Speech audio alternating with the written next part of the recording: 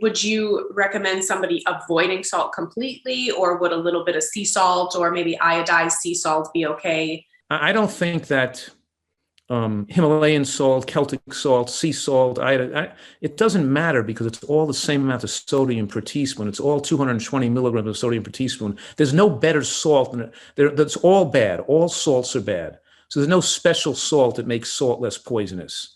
That said, keeping below 1,000 is the American Heart Association recommends the people with heart disease keep their salt intake below 1,500 milligrams a day. That's based on studies that show you have decreased death from cardiovascular and stroke death as you go lower than 1,500, but it continues to go down as you approach 1,000.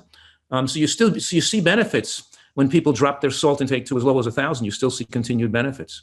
So an average diet, let's say with just natural foods, might give you somewhere between 600 to 700 milligrams of sodium a day. You certainly have a 200 to 300 milligram leeway to add a little coconut aminos or occasional small amounts.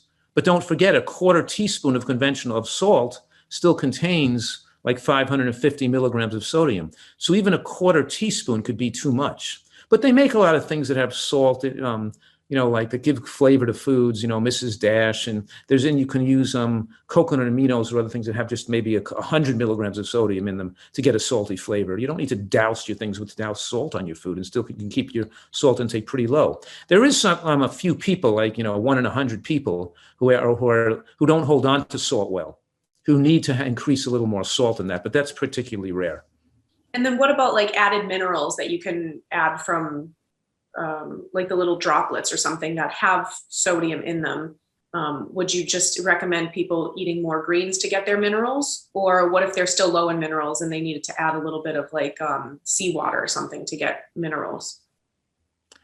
There's never a case where that would be advocated. I can't even think of a case where that would be helpful. You see, when you take an excess salt, your kidney develops the ability to excrete a lot of salt.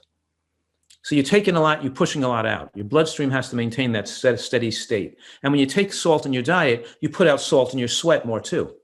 When you're on a low salt diet, your kidney develops the ability to hold on to salt, doesn't release it. And your sweat's not putting out salt when you're exercising and sweating.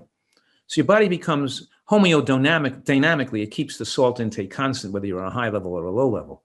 But when you're eating more salt, it requires more drinking. You urinate out more salt, you sweat out more salt. And as salt leaves the body, it takes minerals with it.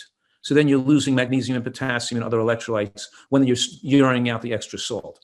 So extra sodium makes you lose more minerals, and extra sodium with other minerals just makes you lose more of the sodium or mineral. Just overworks the body and creates more, and just is a factor leading to premature aging. We don't want the body to be flushing minerals in and out like that. So there's not the necessity to replace salt or other minerals with sweating unless you're on a high salt diet, because you're not going to develop electrolyte imbalances from sweating or exercise when you're not over consuming salt.